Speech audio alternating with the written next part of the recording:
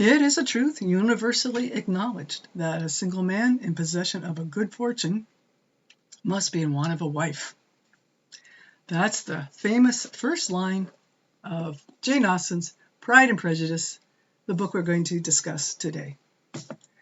Now, I have to confess that in all of my life, until just a few weeks ago actually, I avoided this book. I know many people love it and some think it's the best book ever written, but I really never could get past the first chapters, because the first chapters consisted of what I consider to be silly jibber-jabber.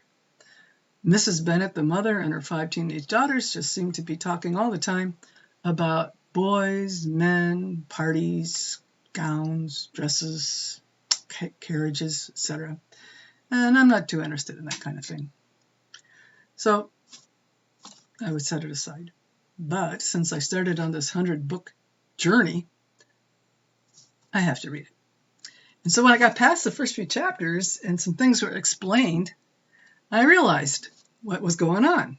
Because Mr. Bennet does not own his house, really, not in any real sense, because when he dies, he can't leave it to his wife or his daughters. He has to leave it to this cousin who lives in a faraway county, Mr. Collins. More on him later. So now I see that Mrs. Bennet has an existential crisis on her hands. She's desperate to get these daughters married to someone rich so she has a place to live when her husband dies. Well, she has her point. Once I realized that, and the book actually did develop a plot, I was more interested in reading it and found I really liked this book quite a bit after I understood what was the underlying problem. So who are the daughters? There's 5. Jane is the first. She is beautiful, sweet-tempered, has a Christian personality, never thinks badly of anyone, forgives everyone, and looks strangely familiar from the movie. More on that later. The actress who played Jane. Who are you, Jane? And I realized this is Moraine Sedai, the head wizardess of the TV show Wheel in Time. That's pretty cool. So she was beautiful then and beautiful now. So Jane. Elizabeth is second daughter and also second in beauty, although she's still very beautiful. She just doesn't attain to the level of beauty that Jane has. She is an independent thinker, quite virtuous, risk taker, and adventurous. The third daughter is poor Mary. She is hardly mentioned in the book and hardly mentioned at all in the movie. She wants to be admired for her brains and her musical abilities. The trouble is, she's not very good at either one. She's mediocre. She's the Salieri of the story. And her family ignores her. Jane Austen ignores her. She's not liked by anyone. And I have sympathy for Mary because her life reminds me a little bit of mine as a teenager.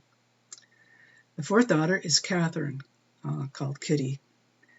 There's not much said about her. She mostly lives in the shadow of her youngest sister, the youngest Bennet daughter, Lydia. Lydia is her mother's favorite, and she and her sister Kitty are called silly girls by their father.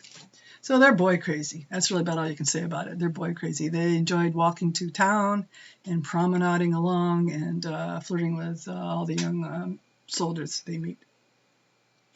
Now, it suggests that Mrs. Bennet was probably a lot like Lydia when she was younger. Boy crazy, spoiled. But Mr. Bennet married her, and after they were married a while, it seems he realized she was a twit, and he retired to his passive, sarcastic personality, kind of abandoning his family emotionally. But he says some funny things, and I actually like him quite a bit. So the main goal of this book is to get those girls married. So who are the prospects? Well, there's Mr. Bingley, who's a sweet, open, kind-hearted man. And he has an interesting story. His friend is Mr. Darcy, who is mysterious, aloof, rude, and quite rich. And then there's Mr. Wickham, who has a secret past. And he's very good looking and very charming. But as we say in Texas, I've never been to Texas, but as they say in Texas, all hat and no cows. And there's Mr. Collins. The word obsequious was probably invented to describe people like him. He's smarmy, but not particularly malicious. He is the one who inherits the house when Mr. Bennet passes away. So, he thinks he's a great guy. He thinks he's just charity itself. So he thinks, well, these poor Bennet girls, they're going to be out on the street. Unless I do something, I'm not going to give them the house.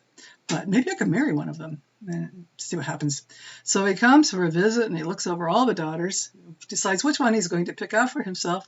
Naturally, his eyes settle on the lovely Jane. But Jane is, maybe Jane's going to marry Mr. Bingley. Spoiler alert, she does. And so she's out of the question. So then he casts his eyes to number 2 choice, Elizabeth. And Elizabeth despises him and turns him down very emphatically. So poor Mr. Collins shuffles out the door and marries the girl in the next mansion over. And this girl likes him. So happy. So those are the men. Some of them are not what they seem to be. Some are better than they appear, and some are much worse than they appear. So let's move on to the movie.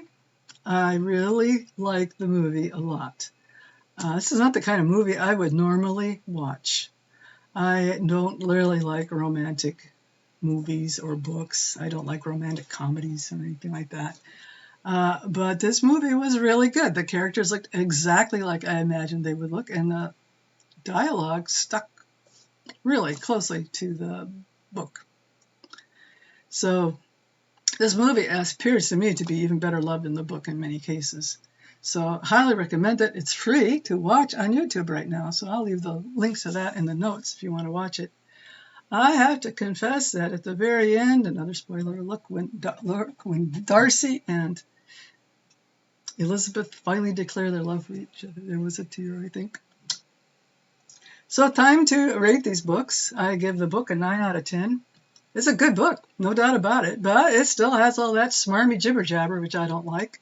And, yeah, this is my problem. I'm like, so this could be I would admit that this book is a great piece of literature, no doubt about it. I'm not saying it's subpar by any means, but it's not the kind of book I like.